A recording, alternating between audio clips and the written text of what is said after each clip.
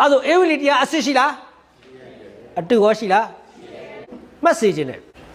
ကဘာပေါ်မှာတန်ဖိုးကြီးတဲ့အရာတိုင်းအတုရှိတယ်အရာခတ်တိုင်းအတုရှိတာမဟုတ်ဘူးနော်တန်ဖိုးကြီးမှအတုရှိတာ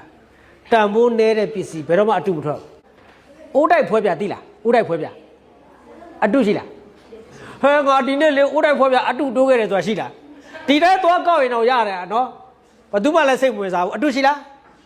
မရှိဘူးရွှေအတုရှိလားဘာဖြစ်လို့လဲတန်ဖိုးကြီးလို့မှာကြည့်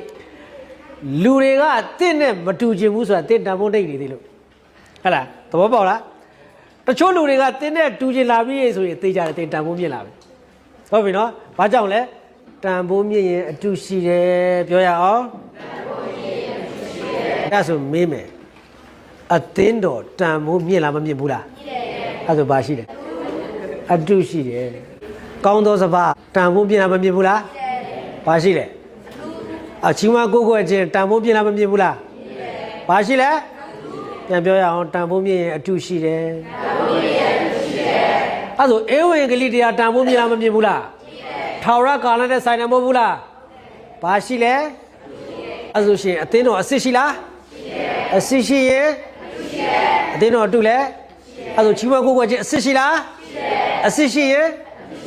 အဲ့ဆိုလို့ရှိရင်ကယ်တင်တော်မူခြင်းအကြောင်းနဲ့ရှင်သောဧဝံဂေလိတရားအစစ်ရှိလားတန်ဖိုးမြင်ရင်ဘာရှိလဲ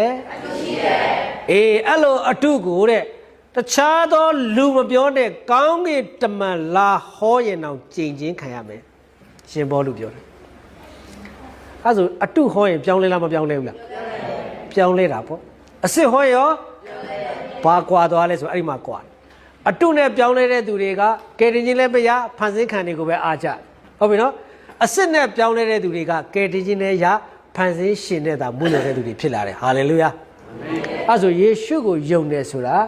ယုံကြည်ခြင်းမှန်ဖို့လိုတယ်အဲ့ဒါကို The Gospel of ABC ဧဝံဂေလိသင်ပုံကြီးတနည်းအားဖြင့် Christian Foundation လို့ခေါ်တယ်အခြေခံအုတ်မြစ်ပြောကြအောင်